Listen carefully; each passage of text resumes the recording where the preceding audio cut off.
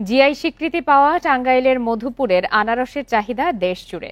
গেল বছরের তুলনায় এবার দাম কিছুটা বাড়লেও খরচ বেশি হওয়ায় লাভ পাচ্ছেন না চাষিরা। এজন্য আনারস থেকে বিভিন্ন খাদ্যপণ্য তৈরির কারখানা গড়ে তোলার দাবি তাদের। কৃষি বিভাগ বলছে, সরকারিভাবে এ ধরনের কারখানা করার পরিকল্পনা রয়েছে। চলতি মৌসুমে 4 বিঘা জমিতে আনারস চাষ করেছেন টাঙ্গাইলের মধুপুরের জলছত্র গ্রামের ফরমান আলী। গত বছরের চেয়ে এবার প্রতি পিস আনারসে 10 থেকে 15 টাকা পর্যন্ত বেশি পাচ্ছেন তিনি, কিন্তু এরপরও লাভ করতে পারছেন না, কারণ বেড়েছে উৎপাদন খরচ। যেখানে ছিল 3 টাকা সেখানে এই বছর খরচ হয়ে গেছে ক্যারিং খরচ 6 টাকা। লেবার খরচ আগের তুলনায় অনেক বেশি। এবছর আকার বেঁধে প্রতি পিস আনারস 25 থেকে 60 টাকায় বিক্রি হচ্ছে। তবে সারের দাম বাড়ায় উৎপাদন খরচ উঠছে না বলছেন প্রান্তিক চাষিরা। সারের সমস্যা বেশি, এই যখন তো অনেক সার পাওয়া যায় না। এবছর মোটামুটি ভালোই দাম পাইছি, কিন্তু সার মেডিসিনের দামটা একটু বেশি হয়ে যায়, লেবার খরচ বেশি হয়ে যায়। গারো বাজার, জলছত্র বাজার ও মোটের বাজার সহ বিভিন্ন বাজারে পাইকারি ব্যবসায়ীরা আসেন মধুপুরের আনারস কিনতে। রসালো ও সুস্বাদু হওয়ায় এখানকার আনারসের চাহিদা সারা দেশেই।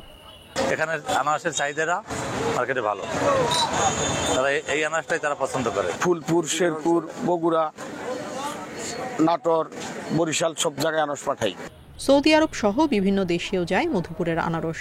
মৌসুমী উৎপাদিত অতিরিক্ত আনারস দিয়ে খাদ্যদ্রব্য তৈরির কারখানা গড়ে তোলার পরিকল্পনা রয়েছে বলে জানিয়েছে কৃষি বিভাগ।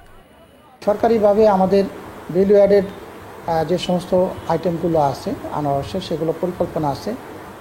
সরকারি এই ব্যাপারে ভবিষ্যতে আরও কিছু কাজ করবে আমরা, তো যাতে করে আনারসটা যেটা আমরা সিজন সময় অনেক প্রচুর আনারস হয়, সেগুলো যাতে যথাযথ ব্যবহার হয়।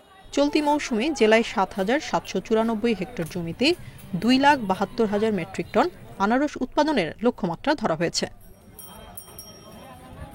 Independent news. এ বিষয়ে আরো বিস্তারিত জানাতে এই মুহূর্তে টাঙ্গাইল থেকে যোগ দিয়েছেন সহকর্মী মামুনুর রহমান। মামুনুর রহমান, উৎপাদন ভালো এবং গতবারের চেয়ে দামও কিছুটা বেড়েছে, এরপরও কৃষকরা বলছেন যে সেভাবে তারা লাভবান হচ্ছেন না। আর কি তথ্য রয়েছে এ বিষয়ে, আর সরবরাহ কেমন বাজারে?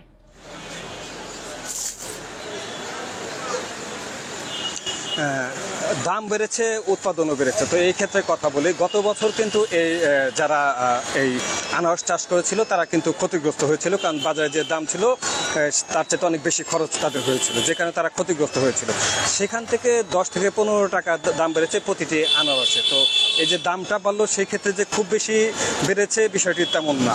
আর এর সাথে যদি যোগ করি সার এবং কীটনাশক, যেসব সার এবং কীটনাশক লাগে সেগুলোর দুষ্প্রাপ্যতার কারণে অতিরিক্ত দামে তাদেরকে কিনতে হচ্ছে। এর বাইরে পরিবহন খরচ বেড়েছে, সাথে বেড়েছে শ্রমিকের মূল্য, যে কারণে প্রতিটি আনারসে 10 থেকে 15 টাকা দাম বাড়লেও কিন্তু কাঙ্ক্ষিত যে লাভটা, সেই লাভটি কৃষকরা পাচ্ছে না। এখন কৃষকরা যেটা বলছে যে তাদের দীর্ঘদিনের যে দাবিটি ছিল সেটা হচ্ছে যে মধুপুর অঞ্চলে, অর্থাৎ মধুপুর তো আনারসের রাজধানী, সেখানে একটি কারখানা চায় তারা, সেটা প্রক্রিয়াজাতকরণ কারখানা, সেখানে জ্যাম, জেলি বা জুস হবে, যে কারণে যে আনারসগুলি যে উৎপাদন হয় সেগুলো সারা বছরই তারা কাঙ্ক্ষিত মূল্যে বিক্রি করতে পারবে। কিন্তু সেটা কিন্তু ব্যক্তিগত পর্যায়ে দু একটি হলেও বিচ্ছিন্নভাবে সরকারি পৃষ্ঠপোষকতায় কোনো কারখানা না হওয়ার কারণে অধিকাংশ উৎপাদনকারী কিন্তু সিজনে কম দামে বিক্রি করতে হচ্ছে। এখন হচ্ছে আনারসের শেষ মুহূর্তের দাম কিছুটা বেড়েছে। প্রথম দিকে কিন্তু এই বাড়তির দামটি যারা প্রথম বিক্রি করছে তারা সেটি পায়নি।